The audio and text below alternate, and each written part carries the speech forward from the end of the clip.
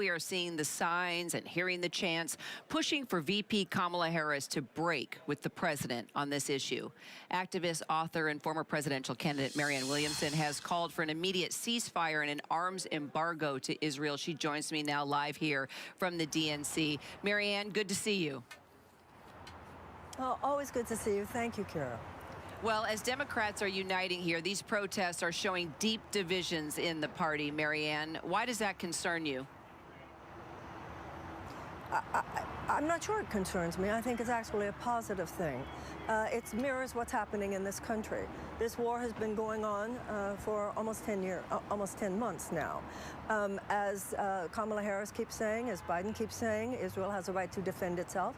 But many people in the United States, not just Democrats, are saying, is this really defending Israel?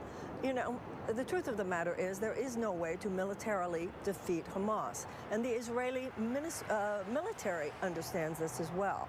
You know, one of the gentlemen who used to be head of Israeli domestic security has said that there will be no peace for Israelis until there is hope for Palestinians. And so at this point, the American people, Democrats and also others, are realizing that we need to take a new path here. Biden keeps saying, and Harris keeps saying, that they're working ceaselessly to get the hostages home.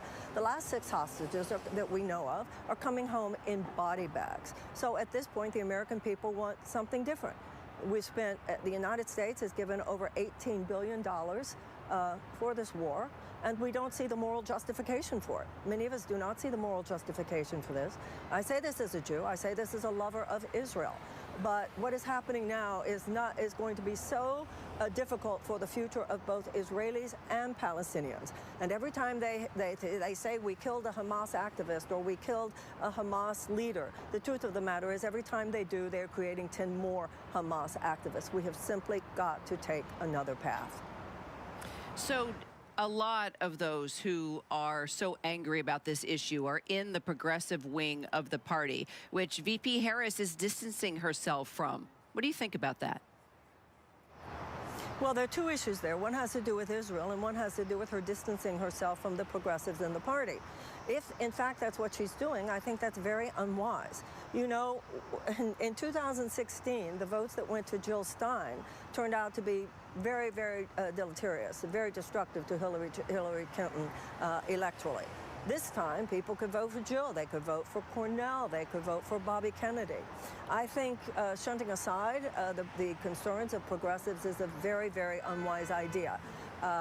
We've got to remember, the progressives are not the enemy here. The person who is our opponent is Donald Trump. So there's no need to say to any group of Democrats, we don't care about you. The message of the Harris campaign should be, we care about all of you and we care about your concerns. So do you think that it's a mistake for Kamala Harris to run away from her progressive past? Well, I think we're sort of in the middle of finding out if she's doing that or not. I wouldn't say that the economic policies that she put forward are exactly running away from her progressive past. I think that the issue right now that we have to be concerned about has less to do with whether her issues are progressive or whether they're centrist. The issue now is that we're not hearing enough policies, period.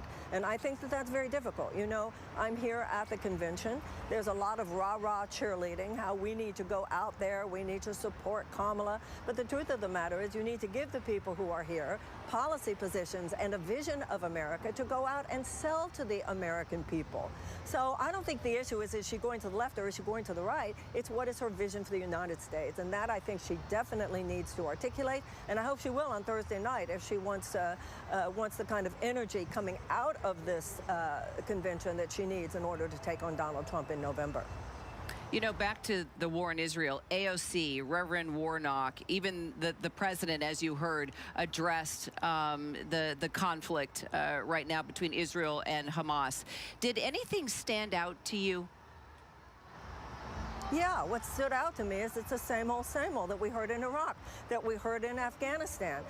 We're working at it, we're working at it, we're working at it. So what Harris and Biden are both saying is we are working tirelessly. And everybody sees Secretary Blinken on the airplane. He goes there, he comes back. Something is not working. And that is what progressives are saying. At this point, we need to say to Bibi Netanyahu, and it's very important that we remember, the Israeli people are not Bibi Netanyahu, the Palestinian people are not Sinwar or Hamas. But we need, I believe, to say to Bibi Netanyahu, not one more dollar for offensive weapons in this war. No one is even trying, either Israelis or Americans, no one is even trying to justify what is going on here, because they cannot justify the idea that there is any way to militarily defeat Hamas. I think we need to say to Bibi Netanyahu, not one more dollar for offensive weapons, and we also need to say that we will stop giving you cover in the United Nations until you agree publicly to a plan for a two-state solution. You know, this thing has festered way too long, and I mean decades that this has been going on. There needs to be a different path now, and this war will make it very, very much more difficult than it would have been. But at this point, to continue the way things are now is only creating more and more horror and more insecurity for both Israelis and Palestinians. And final thoughts, Marianne, all of this leading to a rise in anti-Semitism, which is very disturbing here in our country and abroad. Yes, I'm very concerned about the rise in anti-Semitism. We shouldn't forget that there's also a rise in Islamophobia. In terms of anti-Semitism, something terrible is going on. People such as Candace Owens are leading a far-right assault on the Jewish people. The lies, the medieval tropes that people are coming out and saying, it's hard to even believe. I would think I would see it in my lifetime. And there is also a lot of anti-Semitism that you'll hear expressed on the far left as well. So this war, once again, it's not helping. And one more reason, we are seeing the rise in this anti-Semitic fervor that's going on not only here in the United States, but in many places around the world. Once again, one more reason to see this war as dangerous, not only for Palestinians, but also for Israelis and for Jews everywhere. Marianne Williamson, thanks for making time for us. Really appreciate it. Thank you.